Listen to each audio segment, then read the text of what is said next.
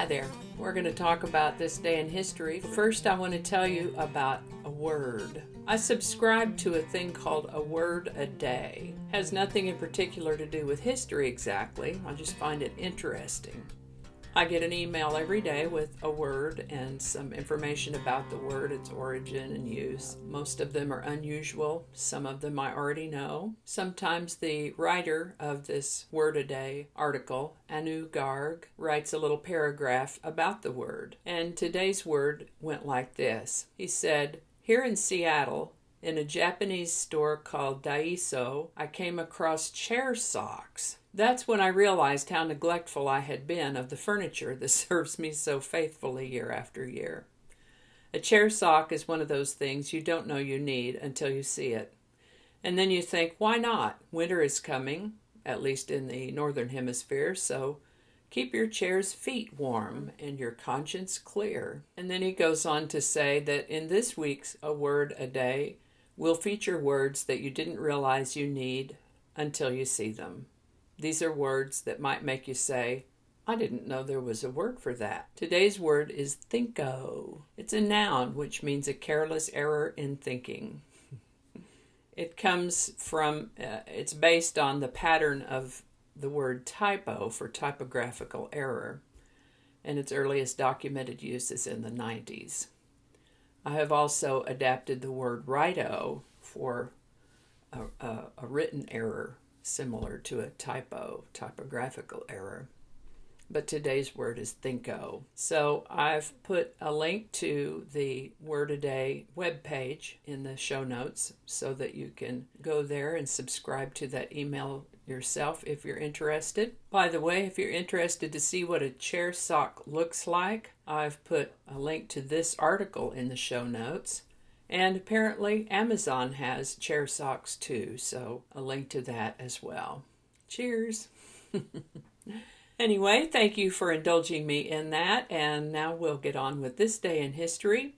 And we're going to go all the way back to 1207 when the Persian mystic and poet Rumi was born on this day. In 1630, John Billington, one of the original pilgrims who sailed to the New World on the Mayflower, became the first man executed in the English colonies. He was hanged for having shot another man during a quarrel. Don't do that. 1776, General George Washington complained about his militia. In a letter to his nephew, Lund Washington, the plantation manager of Mount Vernon, General George Washington wrote on September 30th, 1776, of his displeasure with the undisciplined conduct and poor battlefield performance of the American militia. Washington fought an uphill battle for military order until a Prussian military officer named von Steuben arrived at General Washington's encampment at Valley Forge in 1778.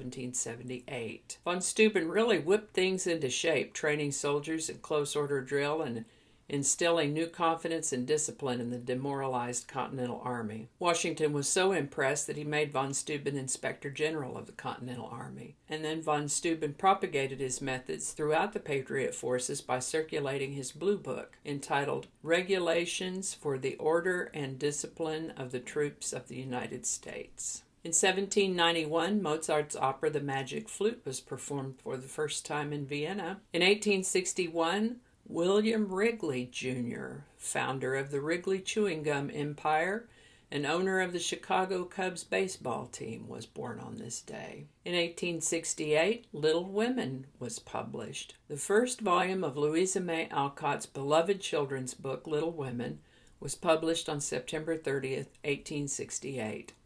The novel would become Alcott's first bestseller and a beloved children's classic. In 1889, Wyoming was first to grant women the vote. On September 30th, 1889, the Wyoming State Convention approved a constitution that included a provision granting women the right to vote. Formally admitted into the Union the following year, Wyoming thus became the first state in the history of the nation to allow female citizens to vote.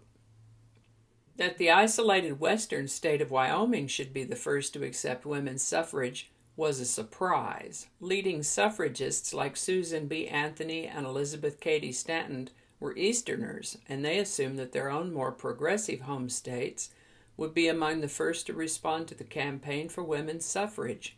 Yet the people and politicians of the growing number of new Western states proved far more supportive than those in the East. 1917. American jazz drummer and band leader Buddy Rich was born on this day in 1917 in Brooklyn, New York. He died in 1987. On September 30th, 1918, President Woodrow Wilson gave a speech before Congress in support of guaranteeing women the right to vote.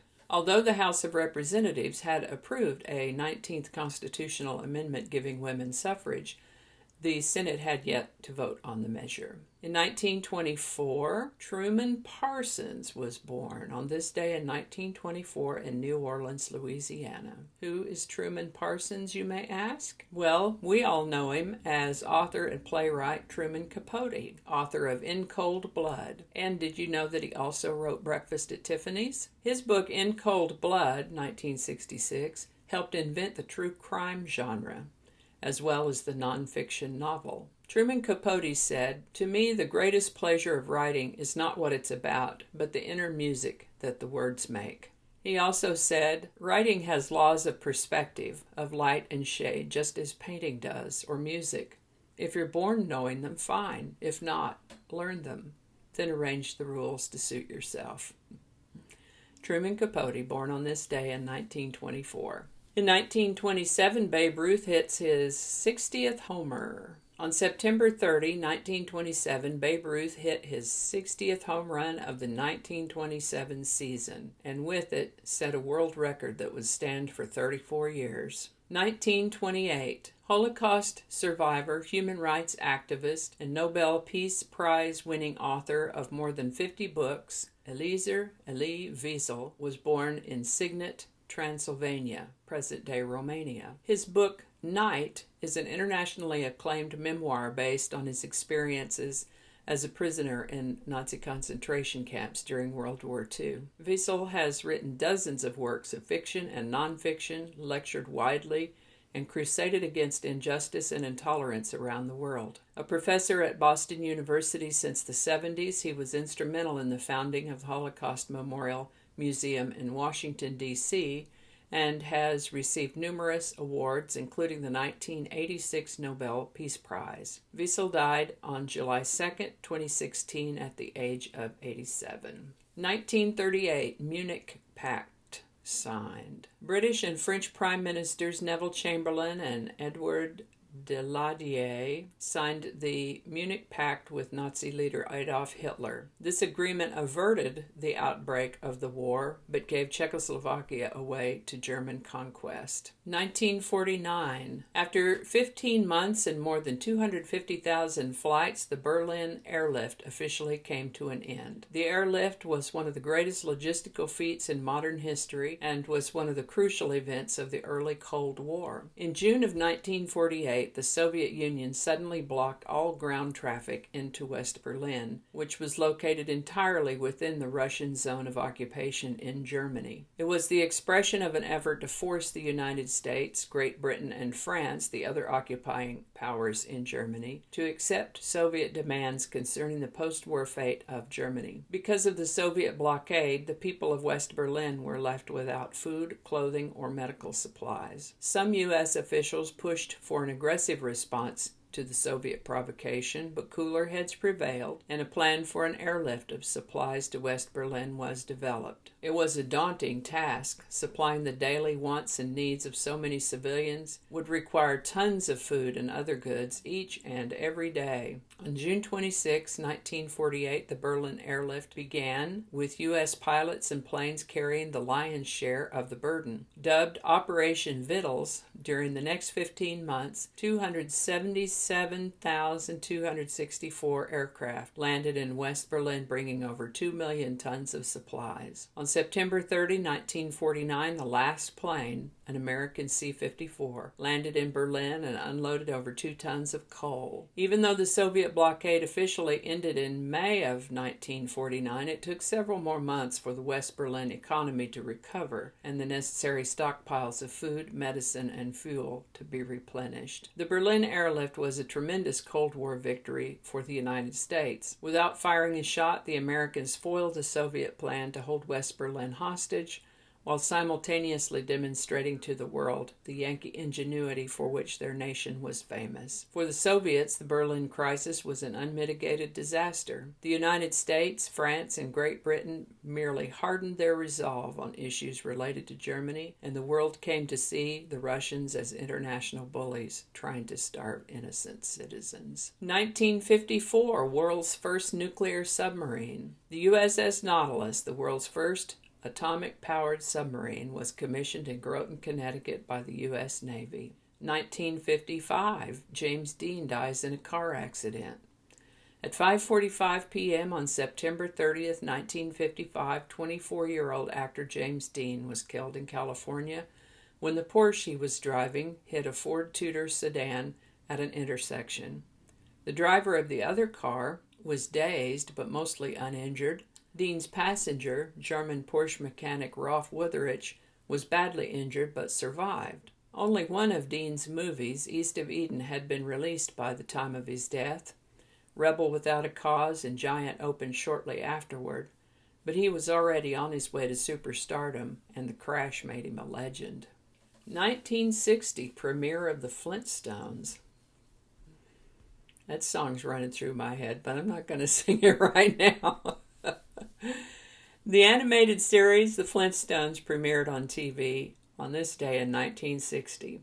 It was set in the Stone Age, and it detailed the lives of the Flintstone and Rubble families. It ran for 6 years until April 1st, 1966.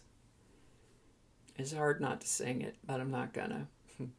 1962, riots over desegregation of Ole Miss. In Oxford, Mississippi, James H. Meredith, an African-American, was escorted onto the University of Mississippi campus by U.S. Marshals, setting off a riot. 2 men were killed before the racial violence was quelled by more than 3,000 federal soldiers. The next day, Meredith successfully enrolled and began to attend classes amid continuing disruption. 1964, the first large-scale anti-war demonstration was staged at UC Berkeley. The first large-scale anti-war demonstration in the United States was staged at the University of California at Berkeley by students and faculty opposed to the Vietnam War.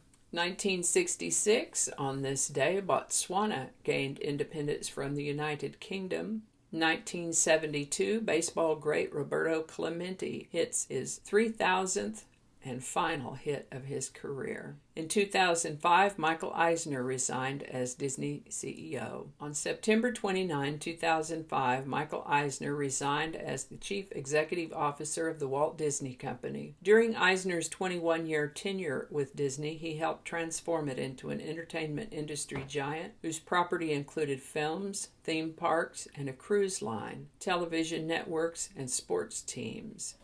Eisner also presided over a golden age of animation during which Disney produced such blockbuster films as Beauty and the Beast and The Lion King and became a merchandising powerhouse. And that's going to wrap it up for us today on this day in history for September 30th. Thanks for watching. As always, the links to my research are included in the show notes along with the physical address if you would like to add to my coffee mug collection. Give it a like if you enjoyed this video. Consider subscribing if you haven't already, and feel free to share if you found this interesting or informative. Thanks again, and I'll see you next time.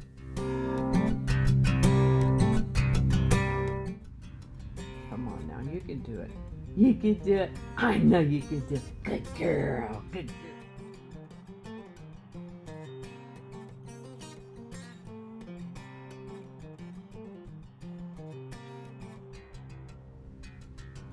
Don't make me squeak that pig again. Mama.